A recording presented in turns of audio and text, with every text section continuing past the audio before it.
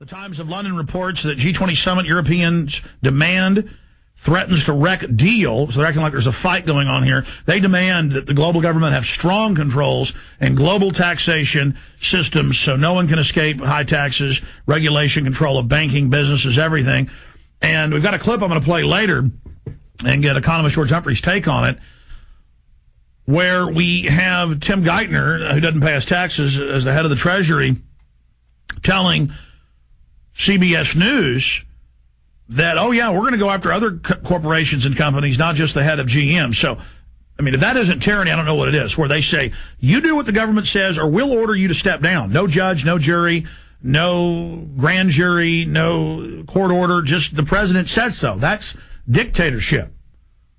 So you let the foreign banks take over your industry. You hand everything over. This is what the IMF and World Bank do in third world countries they're in control of.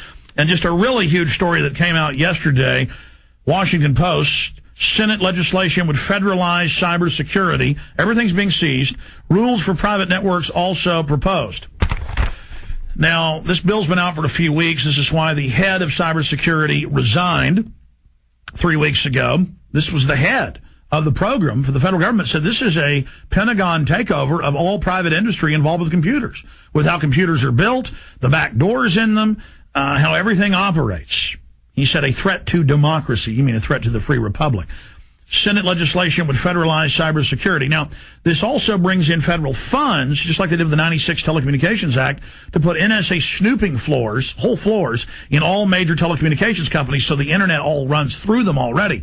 This is so they have back doors into all the hubs to shut the web down, and that's what the Pentagon admits they're drilling for. And what they're going to do is, say China did it, shut down the web, then relaunch it as Internet 2 with total controls. And you watch, that's a big false flag terror attack, a financial and free speech attack they're planning to launch, and I've done the analysis on that.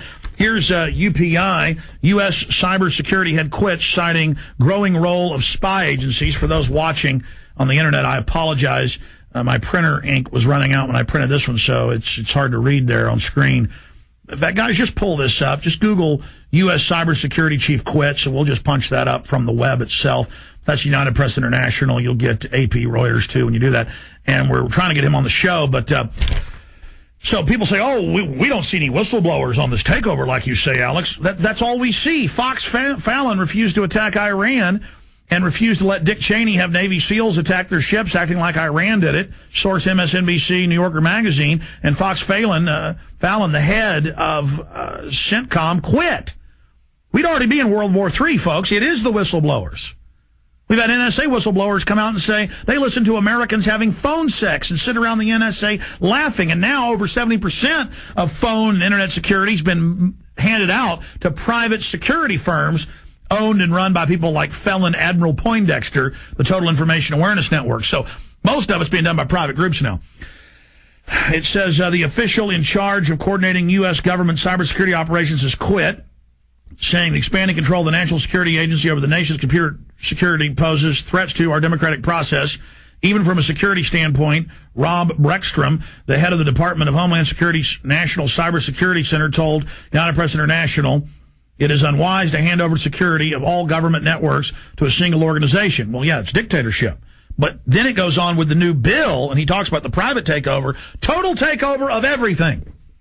They've announced. Senator Rockefeller, Jay Rockefeller, went on TV last week and said, if we'd be better off without the web, we got to get rid of it. New York Times says we got to get rid of the old internet, have Internet 2, where you have a subdomain on somebody else's government site or private industry. 50 corporations get it, 50 universities and 50 agencies. That's Internet 2. And then you'll have 150 domains for each nation. You'll have a sub-account, and they'll have rules and say you can't post.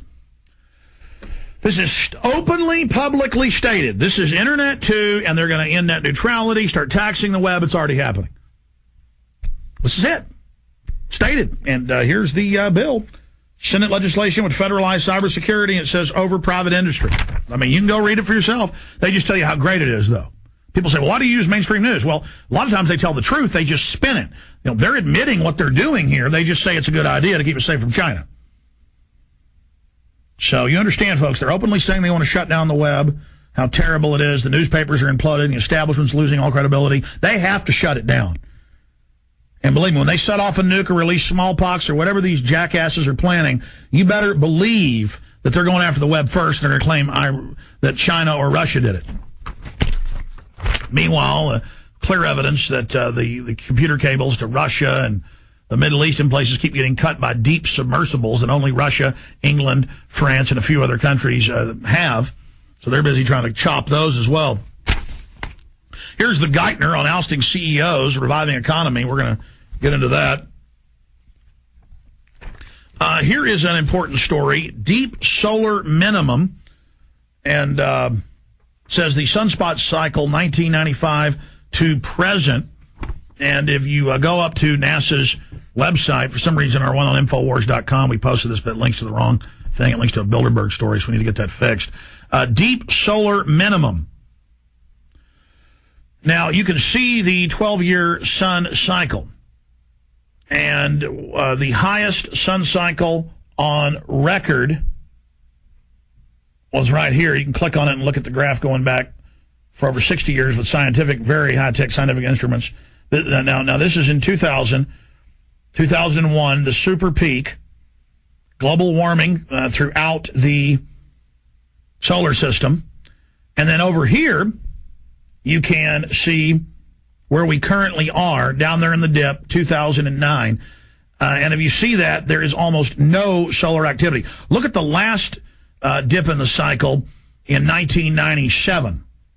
Look how much higher sun activity was at the last low point. I mean, this is a record low point. The sun is putting off no solar flares right now. They appear as sunspots to the naked eye, giant Coriolis ejections, hundreds of times the size of the planet Earth that shoot out. They disrupt satellites, all sorts of things. There you have it. Now, when is it set to peak again? 2012. Isn't that interesting? Everything's 2012. I don't put much stock in that, but a lot of folks do. Look at that. That's from NASA, and they've got a bunch of other graphs in here showing what's happening with that on that front.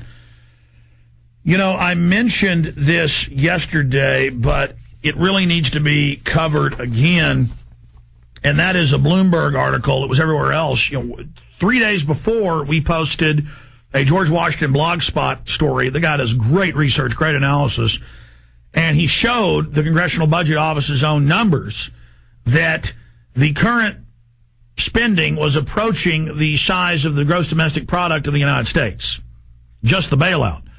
He gave a number of 11 trillion, and then 2 days later, it came out, oh no, the government admits it's worse than that. It's $12.8 trillion, $200 billion short of the entire GDP of the country. But I noticed the comments of the trolls under it were, that's a lie, he's making this up, it's not that big, and then now it's all admitted. Just denial, denial, denial, denial. I had that story here in my stack.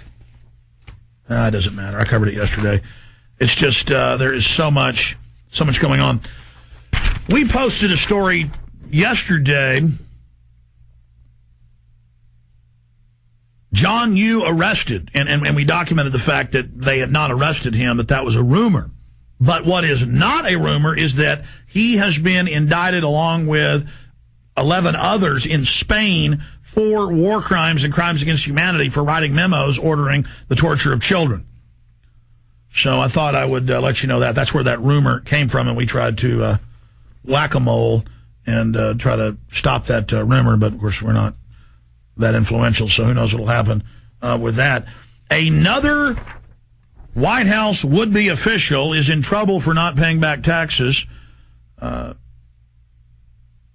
Sebelinas, if I'm pronouncing it right, Health and Human Secretary nominee Kathleen Sebelius recently corrected 3 years of tax returns and paid more than $7,000 back after finding unintentional errors.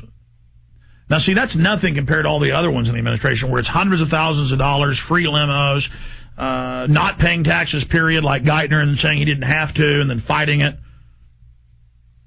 Another story here out of the Associated Press, promises, Obama's tax pledge goes up in smoke. And it talks about how he promised no new taxes of any type except if you made over $125,000 a year. Every time I say that, I get emails. They go, it's $250 with a couple. That's $125,000. Anybody making that or more? And that's your lower middle class, folks, in the real scale of things. And that's who actually buys things from you locally, and that's your real economy. But don't worry, the elite will get rid of that for you and see how you're doing out there poor. One of President Barack Obama's campaign pledges on taxes went up in puffs of smoke Wednesday. The largest increase in tobacco taxes took effect despite Obama's promise not to raise sales taxes on any kind of families earning under $250,000 or individuals under $200,000. This is the one tax that disproportionately affects the poor. And it goes on. And it's called, well, that's okay. He broke his promise on cigarettes. No, they're raising all these different taxes, and they're getting rid of the loopholes, as they call them. That's really just tax write-offs for your house or for your mortgage deduction or for education. They're saying they're getting hundreds of deductions. And that's on everybody. Just massive, massive tax increases on everybody. And it all goes not to the nation, but to foreign bankers. Your call straight ahead. More news straight ahead.